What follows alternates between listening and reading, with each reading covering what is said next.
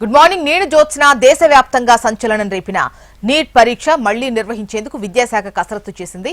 June 21న తిరిగి neat పరీక్ష నిర్వహించబోతున్నారు. Neat పరీక్షలో అవకతవకలు, ప్రశ్నాపత్రాల లీకేజ్ ఆరోపణల నేపథ్యంలో రీ ఎగ్జామ్ నిర్వహించేందుకు సంబంధిత అధికారులు నిర్ణయం తీసుకున్నారు. నీట్ పరీక్ష అధికారిక టైం టేబుల్ రిలీజ్ చేసింది విద్యాశాఖ. రీ ఎగ్జామ్ కు హాజరయ్యే అభ్యర్థులు, అడ్మిట్ కార్డులు, పరీక్షా కేంద్రాల వివరాలు త్వరలో అధికారిక వెబ్సైట్లో అందుబాటులోకి రానున్నాయి. మరిన్ని డీటెయిల్స్ మనకు రమణ అందిస్తారు. రమణ,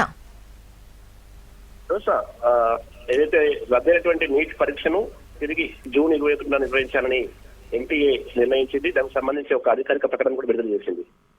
పేపర్ లీకేజ్ అంటే మే 3వ తేదీన ఈ నెల 3వ తేదీన జరిగినటువంటి పరీక్ష పేపర్ లీకేజ్ ఆరోపణల నేపథ్యంలో రద్దు చేశారు. దాంతో చాలా పెద్ద మొత్తంలో అంటే దాదాపు దేశవ్యాప్తంగా 22,79,000 మంది విద్యార్థులు ఈ పరీక్ష రాశారు. దాంతో వారంతా కూడా తీవ్ర నిరాశకు గురయ్యారు.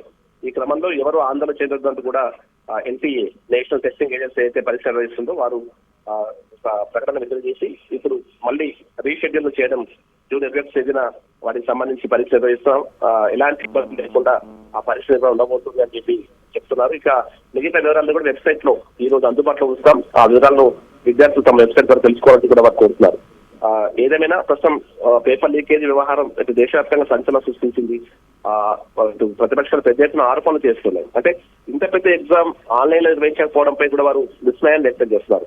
ఎన్టీఏకి సంబంధించి ఎన్నో ఆరోపణలు వినిపిస్తున్న నేపథ్యంలో కనీస జాగ్రత్తలు తీసుకుని ఎన్టీఏపై చర్యలు చేపట్టడం లేదు అంటూ కూడా వారు ప్రస్తుతం తీవ్ర స్థాయిలో ఆరోపణలు చేస్తున్నారు.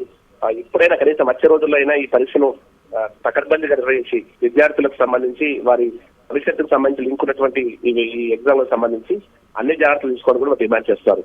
ప్రస్తుతం జూన్ 21న మళ్ళీ ఇటు రీషెడ్యూల్ కావడంతో విద్యార్థుల తల్లిదండ్రులు అయితే కొంత ఆనందాన్ని వ్యక్తం చేసిన పరిస్థితి ఉంది. అయితే వచ్చే రోజుల్లో మాత్రం మళ్ళీ ఇలాంటివి రిపీట్ జరగకుండా చూడాల్సిన బాధ్యత మాత్రం ఎన్టీఏపై ఉన్నటువంటి అభిప్రాయం వ్యక్తం అవుతుంది.